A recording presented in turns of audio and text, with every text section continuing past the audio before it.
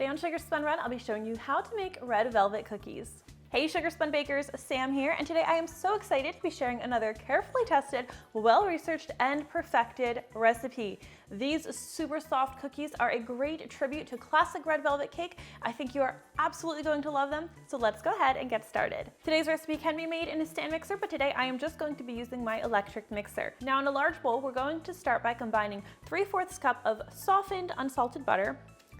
We're also going to be using cream cheese in today's recipe. So many of you know that cream cheese frosting has become a very popular frosting to use with red velvet cake. So I wanted to incorporate that flavor into the cookies without just putting an icing on top.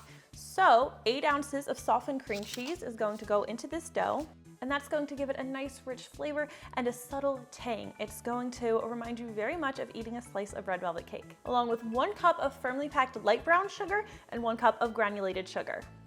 Now today's recipe could be made in a stand mixer, but today I'm just going to be using my electric hand mixer.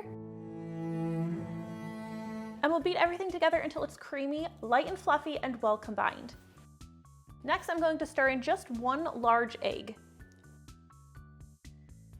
If you've made my red velvet cake recipe, you know that white vinegar is a classic ingredient and it helps add to that nice velvety texture of the cake as well as to the flavor.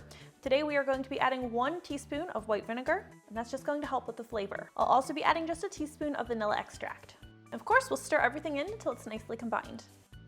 Now in a separate bowl, you'll want to measure out 2.5 cups of all-purpose flour. Now, red velvet cake is made with cocoa powder. It adds a nice, rich accent to the cake without making it overwhelmingly chocolatey. So today we're going to be adding 1.5 tablespoons of cocoa powder into our flour. We'll also add a 1/2 teaspoon of baking powder and 3/4 teaspoon of salt.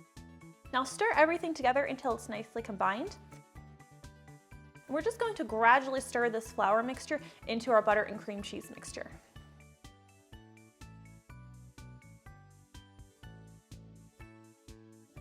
Once everything is nicely combined, it's time to add your food coloring.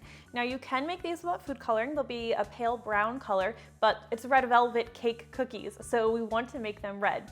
I am going to be using my AmeriColor Super Red food coloring.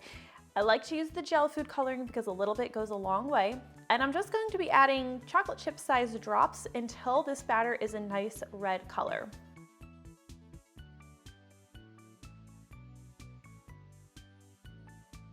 Okay, so I'm pretty happy with the color that I have right now. So now I'm gonna go ahead and chill this dough. I'm just gonna cover the bowl tightly with plastic wrap. And I know everybody hates having to chill cookie dough, but this dough does need to chill for at least 2 hours. You can keep it in your fridge for up to 5 days. Now when your dough is about ready to bake, you'll wanna go ahead and preheat your oven to 350 degrees Fahrenheit. I have some dough that I prepared last night, so I'm going to be scooping it by 1.5 tablespoon-sized scoops.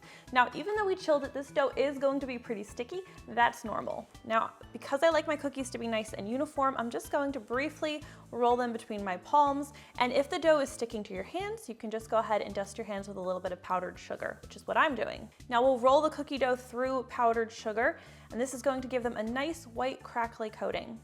Red velvet cake is usually frosted with white icing, so I felt the sugar on top was very appropriate. Now we'll space our cookies at least 2 inches apart on a parchment paper lined baking sheet.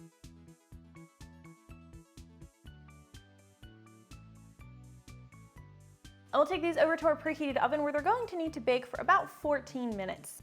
The centers of your cookies may look a little bit underdone when they come out of the oven. That's totally normal and expected and even desirable. You want them to be ever so slightly underdone so they can continue to bake while they cool on the baking sheet. This will ensure they stay nice and soft and chewy. And that is how you make these super simple red velvet cake cookies. I hope you guys enjoyed today's recipe. Thank you so much for watching, and I'll see you next time. These are good.